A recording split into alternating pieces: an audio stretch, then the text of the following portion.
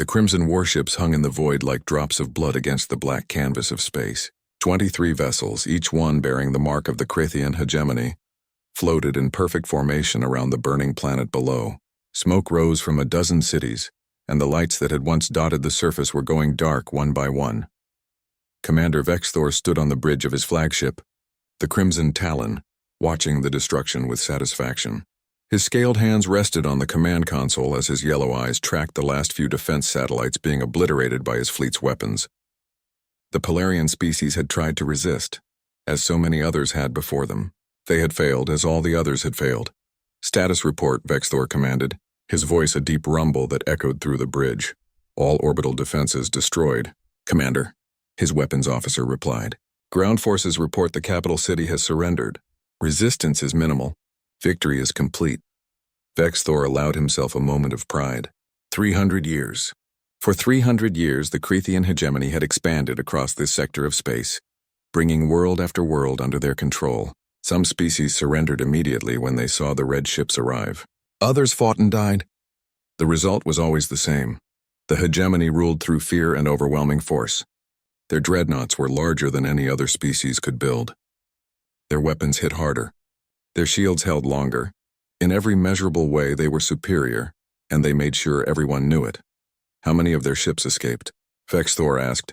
17 vessels fled into faster-than-light travel, Commander. All small craft. Nothing that poses a threat.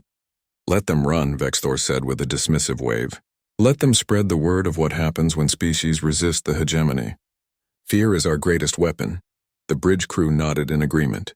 They had heard this philosophy many times. The hegemony did not just conquer, they dominated. They made examples. They ensured that every species in known space understood the price of defiance. Vexthor turned to look at the tactical display. The holographic map showed the Polarian system, with his fleet positioned at its heart. Beyond it, dozens of other systems glowed with the crimson marker of hegemony control. It was a beautiful sight. "Commander," the sensor officer called out, a hint of uncertainty in his voice. "We are detecting an anomaly at the edge of the system." "What kind of anomaly?" Vexthor asked, not particularly concerned. "A large mass transitioning from faster-than-light travel. Unknown configuration. It does not match any known vessel in our database." Vexthor moved to the sensor station and studied the readings. Something was indeed entering the system. Something big. The reading suggested a vessel of significant size, perhaps comparable to one of their heavy cruisers. Probably reinforcements the Polarians called for before we destroyed their communications, Vexthor said. "Some neighboring system coming to help, unaware the battle is already over. Should we intercept, Commander?" Vexthor considered this. His fleet had just finished a battle, but his ships were barely damaged. The Polarians had been weak, their weapons primitive. Whatever was arriving would face the same overwhelming force. "Let them come," Vexthor decided. "We will give them the opportunity to surrender. If they refuse, we will add their wreckage to the debris field." The bridge crew returned to their stations, confident in their commander's judgment. They had fought hundreds of battles under Vexthor's leadership. Not once had they faced a force they could not defeat. As the minutes passed, the unknown vessel came closer, and the sensors began to provide more detail. It was large, very large, nearly 2 kilometers in length. Its hull configuration was unusual, blocky and utilitarian rather than the sleek designs most species favored. Strange protrusions covered its surface, purposes unknown. "Attempting to identify species based on hull design," the intelligence officer reported. "No match in database. This is not a design we have encountered before." For the first time, Vexthor felt a small flicker of interest. A new species? That was rare these days. The hegemony had contacted most of the spacefaring civilizations in this region. A completely unknown player was unusual. "Try to establish communication," Vexthor ordered. Standard first contact protocols. The communications officer worked his console, sending out messages in the common trade languages used throughout the galaxy. After a moment, a response came through. The translation software struggled briefly, then locked onto the new language pattern. "Communication established, Commander. They identify themselves as Terran. The vessel is named Indomitable Will." "Terran?" Vexthor had never heard of them. "Where is their homeworld?" "They claim to come from the far side of the galactic arm, a region we have not yet explored." Interesting, Vexthor thought. a species from beyond their current borders. Perhaps they had come to offer tribute, hoping to avoid the fate they saw befalling the Polarians. "Send them our standard message," Vexthor commanded. "Inform them that they have entered hegemony space. They must submit to our authority or be destroyed." The message was sent. Vexthor waited for the inevitable response. Most species, when faced with his fleet, chose submission. Some chose to run. Very few chose to fight, and those that did were quickly eliminated. The response came faster than expected. A single voice translated into Crethian filled the bridge. It was calm, almost eerily so. "This is Captain Sarah Chen of the Terran United Space Command. We have observed your actions in this system. You have attacked a peaceful colony and killed thousands of civilians. This is your only warning. Leave this system immediately or we will make you leave." The bridge fell silent. Several officers turned to stare at Vexthor, waiting for his reaction. For a moment, the commander could only process what he had heard. A threat? A single ship was threatening his entire fleet? Then Vexthor began to laugh. It started as a low chuckle, then grew into a full booming laugh that echoed through the bridge. His crew joined in, the absurdity of the situation breaking the tension. "Did you hear that?" Vexthor asked between laughs. "They threaten us. 1 ship against 23. Shall I respond, Commander?" The communications officer asked, barely suppressing his own amusement. "Yes," Vexthor said, composing himself. "Tell these Terrans that they have 1 chance to surrender. If they do not, we will destroy them and add their homeworld to our conquest list." The message was sent. Vexthor did not expect a reasonable response. This Captain Chen was clearly ignorant of the hegemony's power. She would learn. "Commander, the Terran vessel is not retreating," the sensor officer reported. "They are maintaining course toward our position." "Then they have chosen death," Vexthor said coldly. "Weapons, prepare to demonstrate hegemony superiority. Detach destroyers 7, 11, and 15. Have them intercept and destroy the Terran vessel. Make it quick." 3 Crimson destroyers broke formation, their engines flaring bright as they accelerated toward the approaching Terran ship. Vexthor watched on the tactical display, confident this would be over quickly. He did not know that everything was about to change. He did not know that the hegemony's 300 years of unchallenged dominance were about to end. He did not know that humanity had finally entered the galactic stage, and they had brought with them something the galaxy had forgotten existed: hope. Captain Sarah Chen stood in the command center of the Indomitable Will, her eyes fixed on the main display screen. The 3 Crethian destroyers were accelerating toward her ship, their weapons charging, their intent clear. Around her, the bridge crew worked with calm efficiency, their training taking over. "Tactical status of those destroyers," Chen said quietly. 3 vessels, each approximately 400 meters in length. Lieutenant Marcus replied from his station. "Energy shields at full power. Plasma torpedo tubes are hot. They are trying to achieve weapons lock. Point defense status. All systems green. Railgun batteries loaded and ready. Missiles armed." Chen nodded, watching the distance close. The Crethian ships were moving fast, confident in their approach. They had probably done this 1,000 times before, she thought.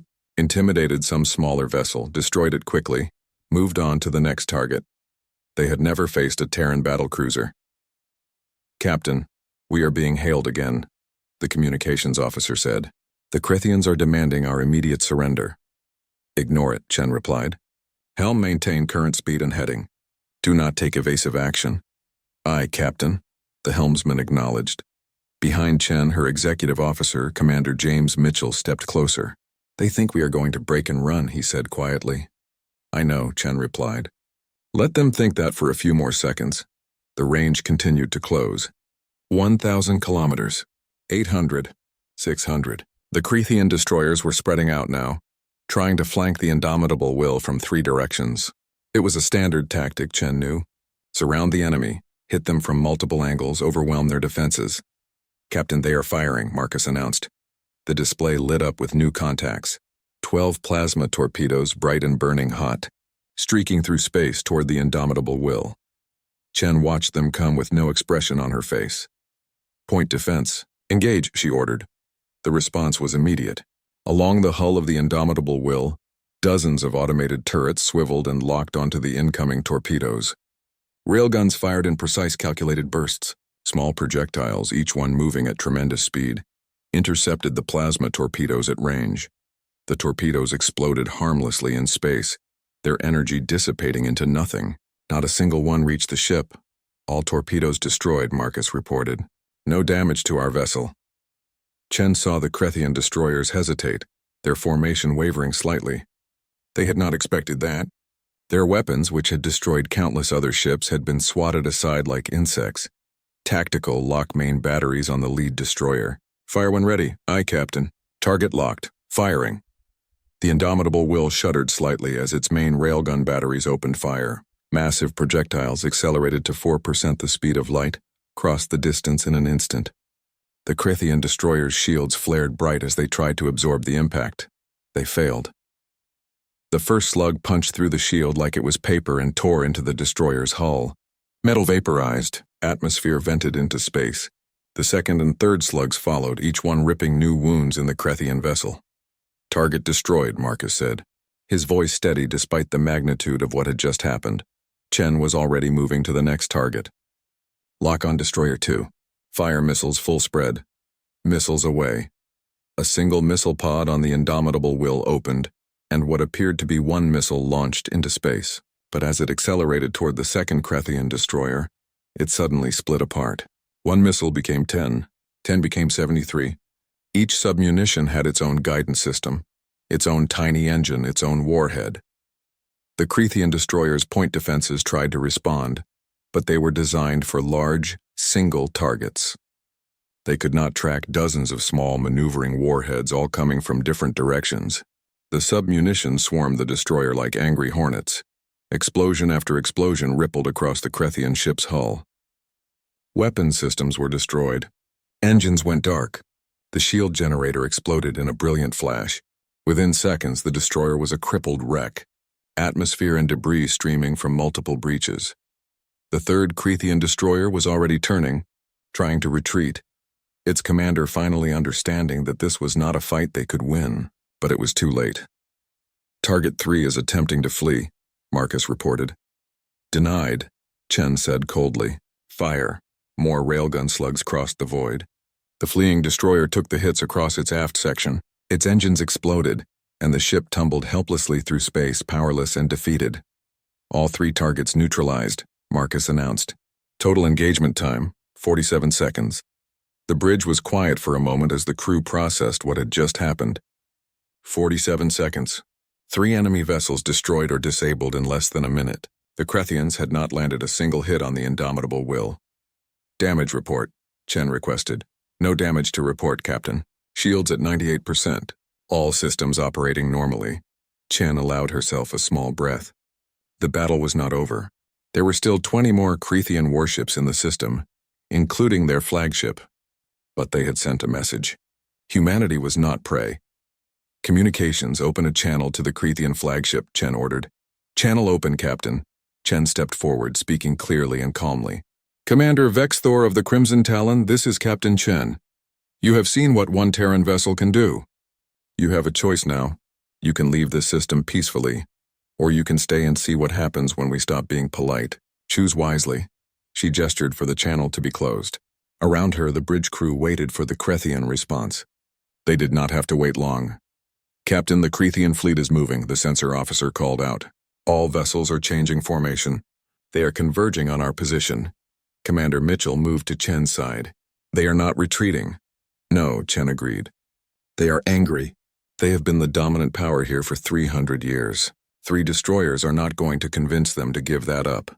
Can we handle 20 ships, Captain? Chen looked at the tactical display, at the crimson markers representing the Krethian fleet. They were forming up, their heaviest vessels moving to the front. This was going to be a real fight, not a quick skirmish. We are about to find out, she said. All hands battle stations. This is not a drill. Prepare for fleet engagement. Alarms sounded throughout the indomitable Will.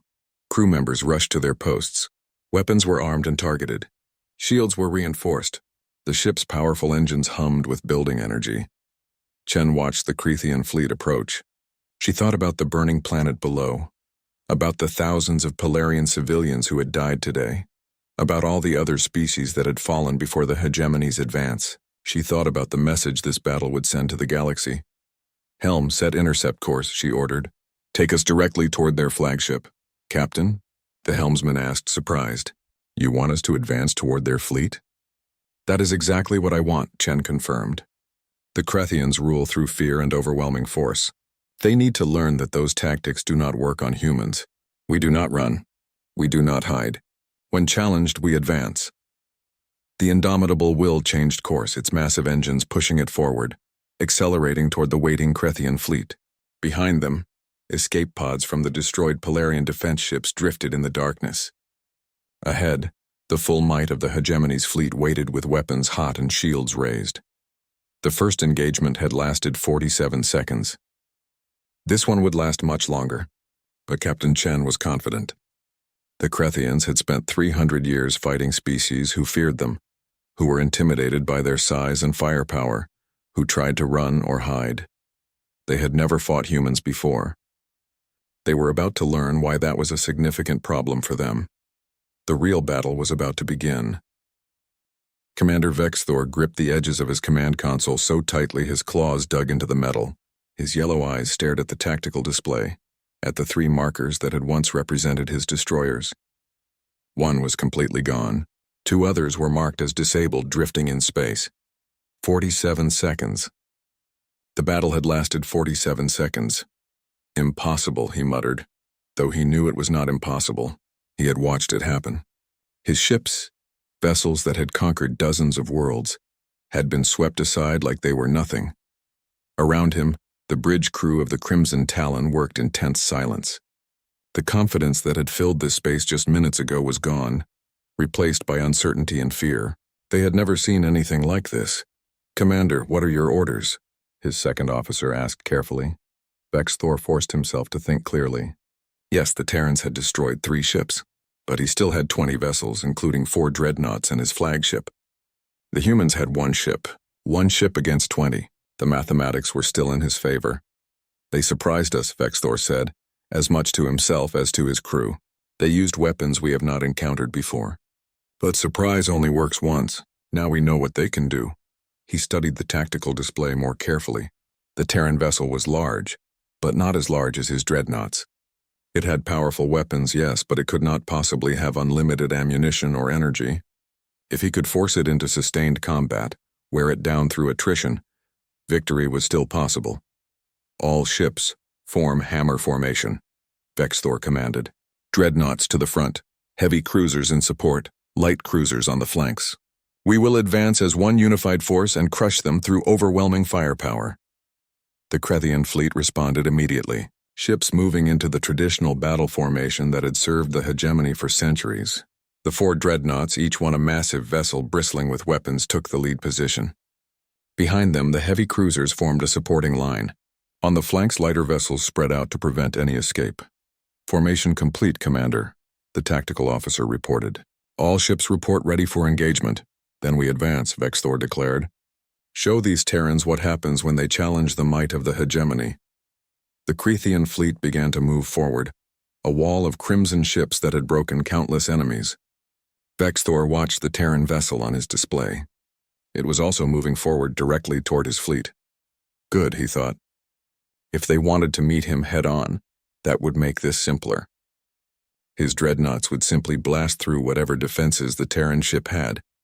But as the range closed, something unexpected happened. The Terran ship suddenly accelerated. Not a gradual increase in speed, but a sudden burst that should have been impossible for a vessel of that size. The inertial forces alone should have killed everyone aboard.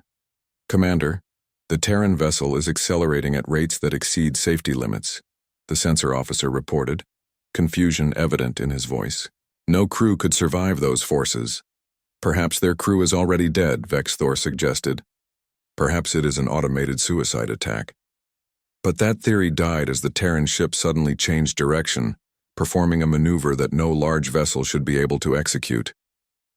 It twisted sideways, presenting its broadside to the Krethian formation, then dove below the plane of engagement. What are they doing? Vexthor's second officer asked. I do not know, Vexthor admitted, watching as the Terran ship moved with an agility that defied its size. It was moving like a fighter craft, not a battlecruiser. The answer came seconds later. The Terran ship swept under the Krethian formation, and came up behind the front line of dreadnoughts. Before the heavy vessels could turn to track it, the indomitable will opened fire. But this time the target was not the ships themselves. The Terran weapons targeted specific systems with surgical precision: engines, weapons emplacements, shield generators, each shot carefully aimed to disable rather than destroy. One of the dreadnoughts lost power to its main engines and began drifting. Another found its weapon systems offline, sparking and dead. A third took hits across its shield generators, leaving it defensively vulnerable. "Return fire," Vexthor shouted. All ships engaged the Terran vessel. The Krethian fleet opened fire with everything they had. Plasma torpedoes filled the space where the Terran ship had been a moment before. Energy beams lanced out, bright enough to vaporize armor. But the Terran ship was no longer there. It had already moved, dancing between the Krethian vessels with impossible agility. Every time the hegemony ships tried to target it, the indomitable will was somewhere else, firing from a new angle, hitting new targets. Vexthor realized with growing horror that he was not fighting a traditional naval engagement. The Terran captain was not trading blows, not trying to win through superior firepower. She was playing a completely different game, one the Krethians had no experience with. "Split the fleet," Vexthor ordered desperately. "Surround them. They cannot dodge fire from all directions." The Krethian ships began to spread out, trying to encircle the Terran vessel. For a moment, Vexthor thought the tactic might work. The indomitable will was fast, but it could not be everywhere at once. Then the Terran captain did something that made Vexthor question everything he knew about warfare. She flew directly toward one of his heavy cruisers and fired a full spread of missiles at point-blank range. The cruiser exploded in a massive fireball, debris and atmosphere expanding rapidly outward, and the indomitable will flew directly through the explosion. "Commander, they flew through their own weapons blast," the tactical officer shouted in disbelief. The Terran ship emerged on the other side of the debris cloud, its shields glowing but holding. And in those few seconds while it was hidden by the explosion, it had completely changed position, appearing in a location the Krethian fleet had not anticipated. The indomitable will's broadside opened fire at the exposed flank of the Crimson Talon. Vexthor felt his flagship shudder under the impact. Alarms began blaring across the bridge. Damage reports flooded in. The starboard shield grid was down. Hull breaches on 3 decks. "Fires in the engine room, evasive maneuvers," Vexthor commanded. But his flagship was too large, too slow. It had been built to dominate through size and firepower, not to dance like the Terran ship. Another volley struck home. The Crimson Talon's main weapons array exploded. More alarms. More damage reports. Vexthor watched his proud flagship being systematically dismantled by an enemy he could barely track. Around him, the rest of the fleet was faring no better. The Terrans had destroyed 2 more cruisers and disabled 3 others. Krethian ships fired wildly, trying to hit a target that seemed to anticipate their every move. Some shots came so close to other Krethian vessels that the fleet was in danger of hitting itself. This was not a battle. This was a lesson in humiliation. "Commander, we have lost 14 ships," the tactical officer reported, his voice shaking. 9 more are heavily damaged. "We cannot win this engagement." Vexthor stared at the display, at the chaos his fleet had become. 300 years. 300 years of conquest, of dominance, of making the galaxy fear the crimson ships of the hegemony, all of it crumbling before one Terran vessel. He thought about ordering his ships to fight to the death. The Krethian way was to never retreat, never surrender. But as he watched another dreadnought lose power and drift helplessly, he realized that dying here would accomplish nothing. "All ships," Vexthor said quietly, each word bitter on his tongue. "Retreat. Jump to faster-than-light travel. We withdraw." The surviving Krethian vessels began to disengage, their engines flaring as they prepared to flee. The Terran ship did not pursue. It simply held position, watching as the hegemony fleet that had seemed so invincible minutes ago turned and ran. Vexthor looked at the damage display for his flagship. The Crimson Talon would need weeks of repairs. He looked at the casualty reports from across the fleet. Thousands dead, thousands more injured, and not a single Krethian weapon had landed a meaningful hit on the Terran vessel. As his ship prepared to jump away, Vexthor had one final thought. The Terrans did not fight like anyone else in the galaxy. They did not rely on size or overwhelming force. They fought with speed, precision, and creativity. They took risks that seemed insane but somehow worked. The hegemony had ruled through fear. But now, for the first time in 300 years, Vexthor knew what it was to be afraid. The news traveled faster than light itself. Within days, every inhabited system within 100 light-years knew the story.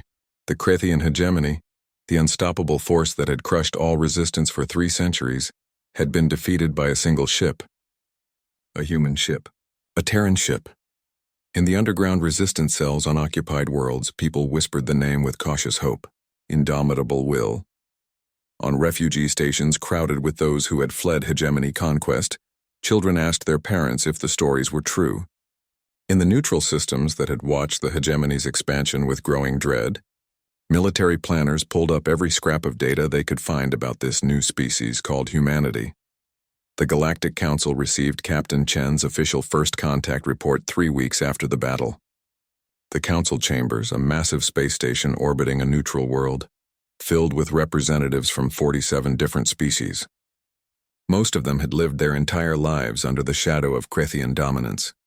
Ambassador Thelmora of the Polarian people stood before the assembled council, her voice shaking with emotion as she played the battle footage. The chamber fell silent as they watched the indomitable Will systematically dismantle a Krithian fleet. For 300 years we have lived in fear, Thelmora said. The hegemony told us they were invincible. They told us resistance was futile. They made us believe we had no choice but to submit or die. She paused, gesturing to the frozen image of the human battlecruiser on the main display. But the Terrans showed us something we had forgotten, that courage still matters.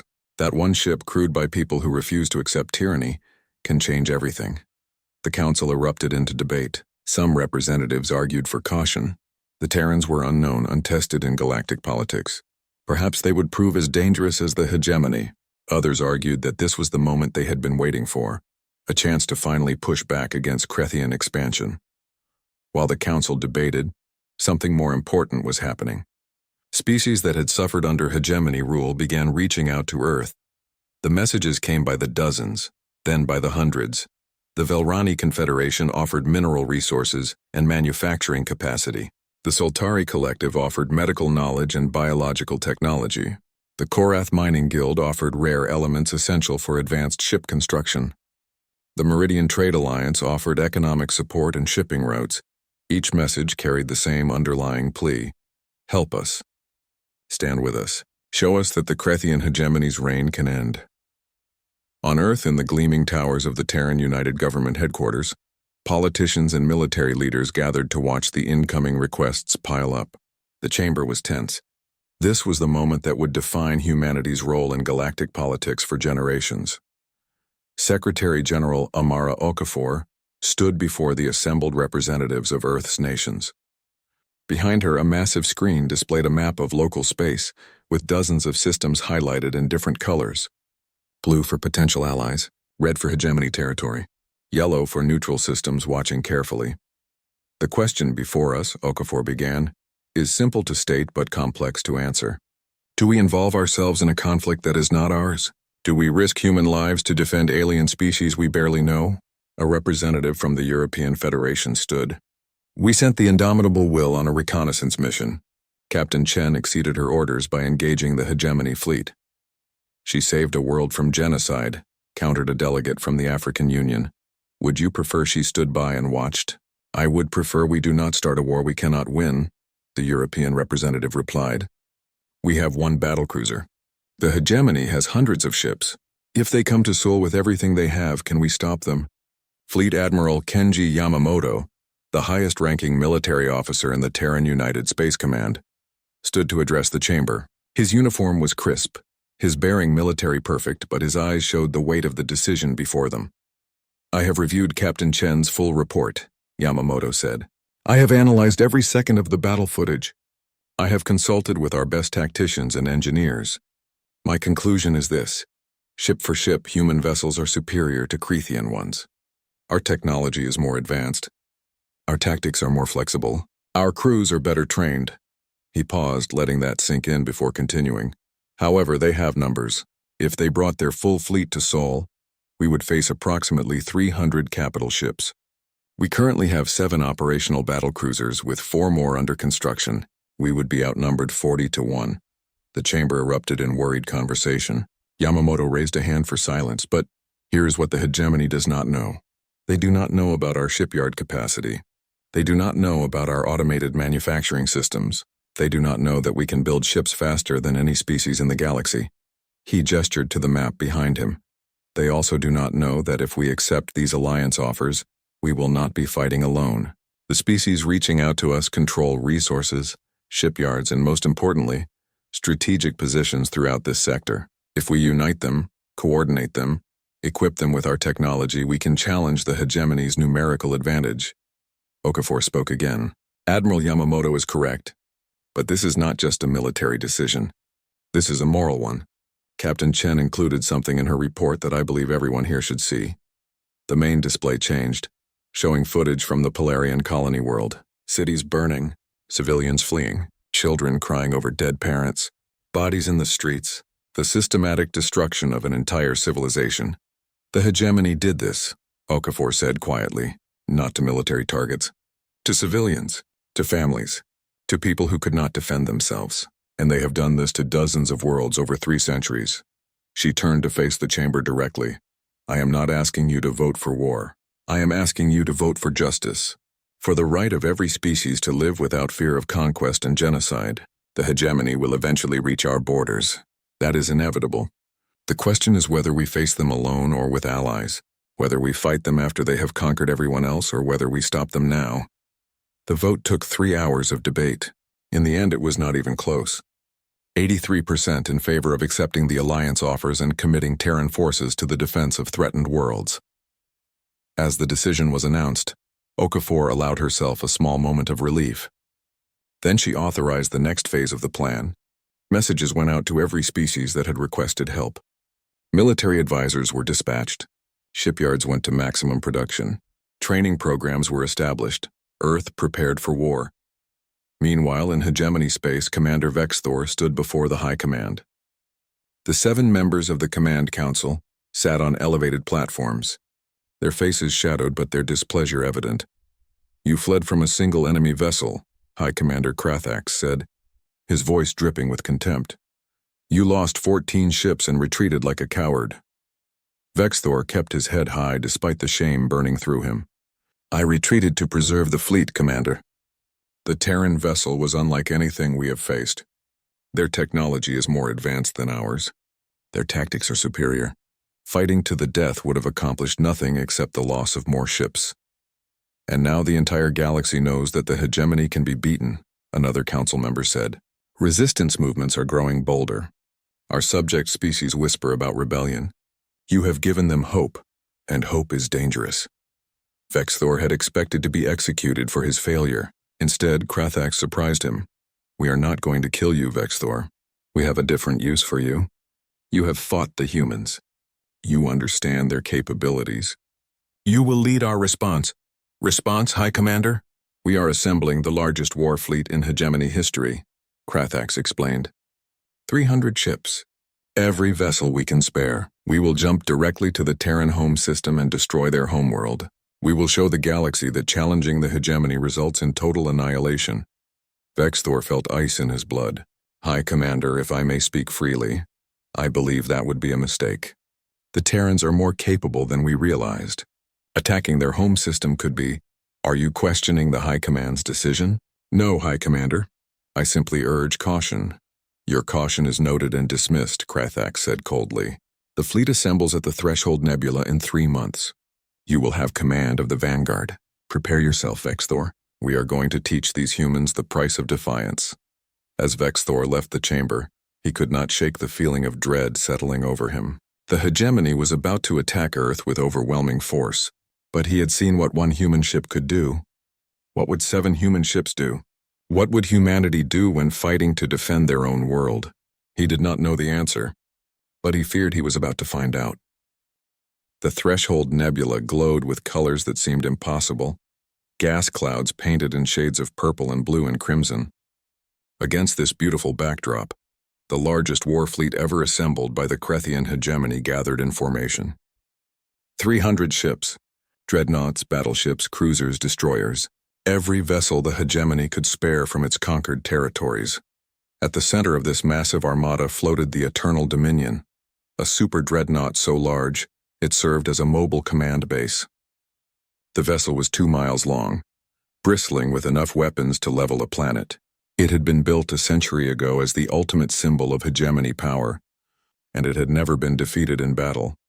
Commander Vexthor stood on the bridge of the Eternal Dominion, staring at the tactical display showing his fleet. 300 crimson markers, the full might of the hegemony. Yet he felt no confidence, only dread. High Commander Krathax stood beside him, his eyes gleaming with anticipation. A beautiful sight, is it not? 300 vessels all ready to destroy the Terran homeworld. After today, no species will ever dare to challenge us again. Yes, High Commander, Vexthor said, keeping his voice neutral. He wanted to argue, to tell Krathax that this was a mistake, that the humans were more dangerous than the High Command understood. But he had already been overruled. The decision was made. All ships report ready for faster-than-light jump, the navigation officer announced. Coordinates locked on the Sol system. Then let us begin, Krathax said. Today we remind the galaxy why the hegemony is supreme. All ships, jump. Space rippled as 300 Krethian warships activated their faster-than-light drives simultaneously. The Threshold Nebula was left empty and silent as the fleet vanished, heading toward Earth. They arrived in the Sol system 30 seconds later.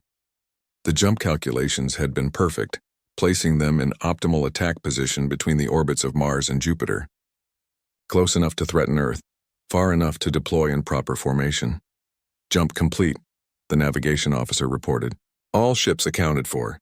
We are in the Sol system. Begin sensor sweep, Krathax ordered. Locate the Terran fleet and planetary defenses. The sensors began their work, and almost immediately, alarms started blaring across the bridge. Contact, the sensor officer shouted. Multiple contacts, I read.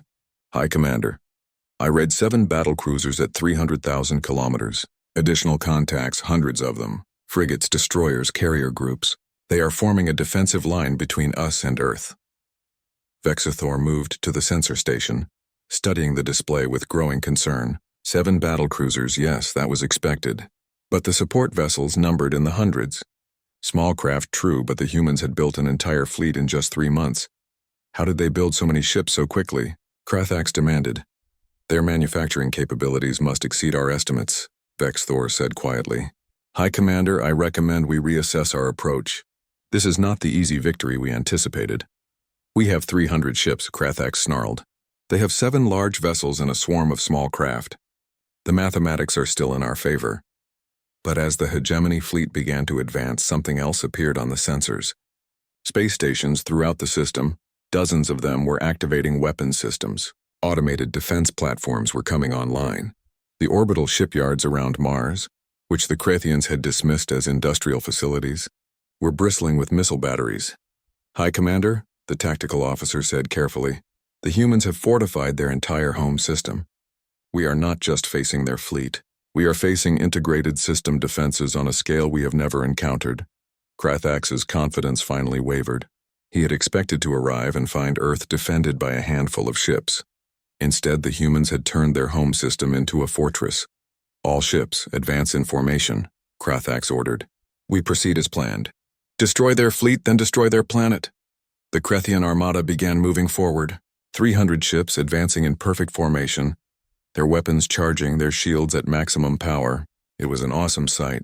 Enough firepower to destroy entire civilizations. The human fleet did not retreat. The 7 battlecruisers, led by the indomitable Will with Captain Chen commanding, held their position. Behind them, Earth hung blue and beautiful in the black of space. The message was clear. If you want our world, you go through us. All ships open fire, Krathax commanded. The space between the 2 fleets lit up with weapons fire. Plasma torpedoes streaked through the void. Energy beams lanced out. Missiles launched by the thousands. The Krethian fleet unleashed everything they had in the opening volley. The human response was immediate and overwhelming.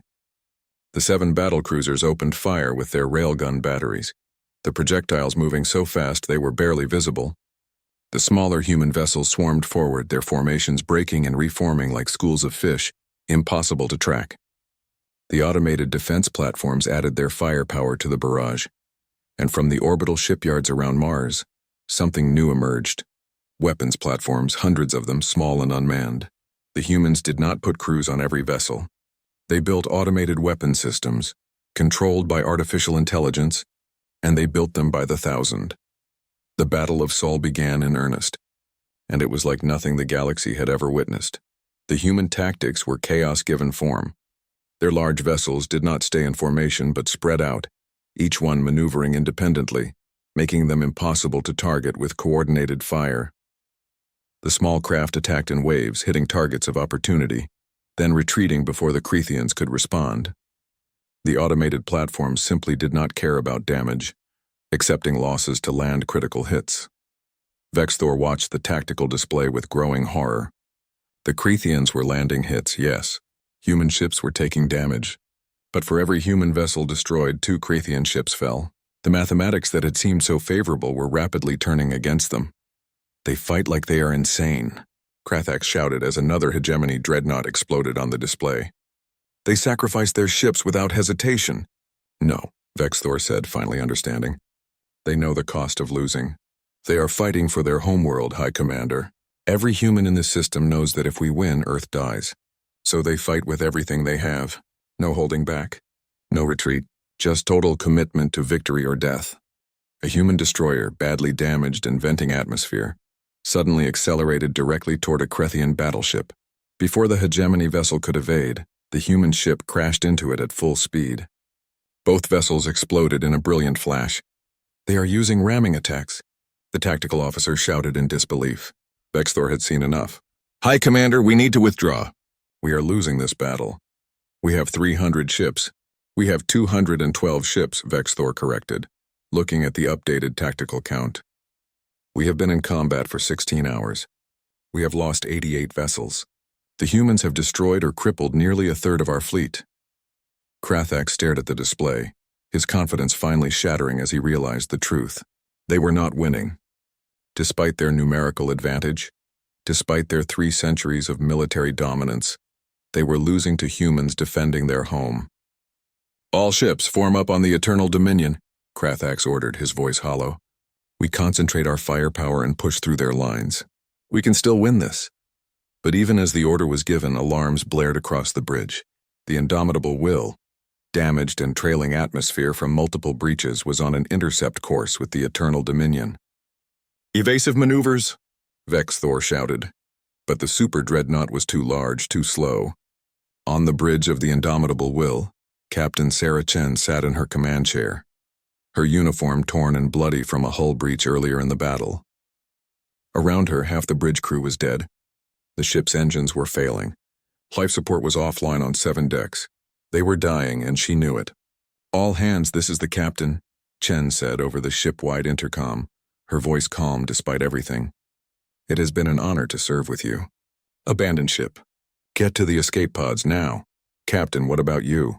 Commander Mitchell asked, injured but still at his post. Someone needs to make sure we hit the target, Chen replied. She looked at her crew, at the people who had followed her into hell. Go, that's an order. The surviving crew members evacuated, running for the escape pods. Chen waited until the ship was empty except for her. Then she locked the helm on course, aimed directly at the Eternal Dominion's main reactor, and pushed the engines to maximum. The Indomitable Will, humanity's first true battlecruiser. The ship that had changed everything accelerated toward the Crethian superdreadnought. Defense fire struck it, tore new wounds in its hull, but the ship kept coming. Vexthor could only watch as the human vessel crashed into the Eternal Dominion's reactor section. For a moment, nothing happened. Then a light brighter than a star filled the space where both ships had been. The explosion vaporized both vessels instantly. The shockwave damaged or destroyed 15 nearby Crethian ships. High Commander Krathax died without ever understanding how badly he had miscalculated. Vexthor, commanding a dreadnought 500,000 kilometers away, watched the super dreadnought die. He watched the symbol of hegemony power, the vessel that had never been defeated, reduced to expanding gas and debris, and he knew the battle was over. All ships, Vexthor said quietly, accepting his role as the highest-ranking surviving officer. Retreat. Jump to faster-than-light travel. We withdraw from the Sol system. The surviving Krethian vessels, battered and broken, began to flee. Of the 300 ships that had entered the system, less than half escaped. The rest became debris floating in the void, or were captured by human boarding parties. In the aftermath, as the human fleet regrouped and began rescue operations, Earth remained safe. The hegemony's greatest attack had failed. The species that had ruled through fear and overwhelming force for 3 centuries had been broken by humans defending their home. In the weeks that followed, the galaxy changed forever. The Galactic Council reformed with real power. Former hegemony subjects declared independence. New alliances formed with Terra at their center. The Krethian hegemony still existed, but they had learned their lesson. They stayed in their territory and rebuilt, knowing that if they tried to expand again, they would face humanity. And humanity had shown them something that 300 years of conquest had made them forget. Some lines cannot be crossed. Some species cannot be intimidated. Some fights are worth dying for. The hegemony had spent 3 centuries teaching the galaxy to fear them. In one battle, humanity had taught them to fear others. The balance of power in the galaxy had shifted, and it would never shift back. No one could challenge the Krethian hegemony, they had said, until a Terran Battlecruiser entered the Warzone. And nothing was ever the same again.